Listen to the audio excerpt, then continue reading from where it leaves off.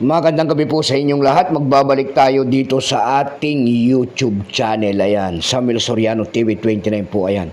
Meron naman tayo kasi pag-uusapang barya guys. Ayan, kaya tayo nandito at nagbibigay ng kanyang presyo kung magkano ang kanyang bintahan. Ayan.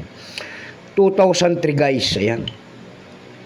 2003 magnetic. Dalawa kasi 2003. Yung isa hindi namamagnet. Ito po ay namamagnet. Ayan.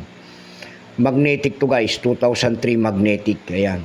Siya po si Dr. Jose Rizal po. Ayan, in year 1993. Pagkatalikod naman po, makikita nyo ang years. Ayan, 1993 po. Ayan. Ang pagtatag ng ating Bangko Sentral, hindi Catwheel. Ayan, Catwheel po yung binog na yan.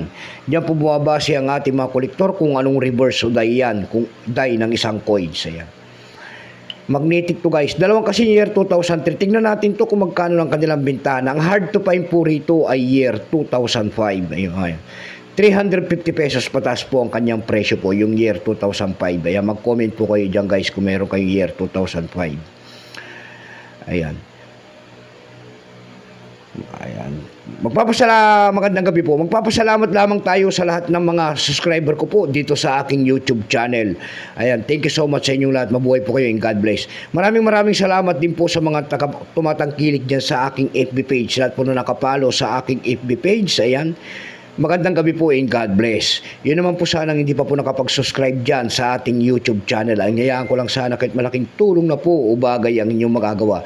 Tulad ng pagpindot ng ating subscribe button, like and share para ma-update ko naman kayo sa ating mga ilalabas pa na video po na bago po.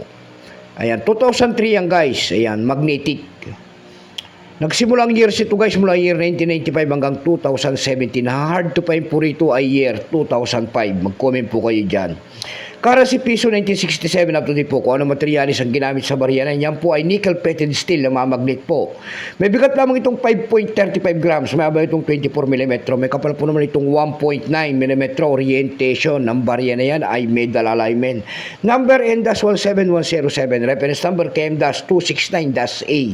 Ito pong year 2003 na ito. Ito po kung tawagin nila ay normal letters frosted. Ayan. Ito po ay 0.9% lamang. Ayan. May presyo na rin po yan doon sa ating numista. Yung kanyang extra pen po, may presyo po yan na 10 pesos. Yung kanyang almost circulated ay 20. Dako naman tayo sa kanyang price doon sa ating eb.com. Sa eb.com guys, meron tayo nakita nagbebenta doon nito ng $4.18. Ayan, yung pinakamababa po na bintahan doon ay $1.59. Dako naman tayo sa Carousel PH. Sa Carousel PH guys, meron tayo nakita nagbebenta nito guys ng 300 pesos.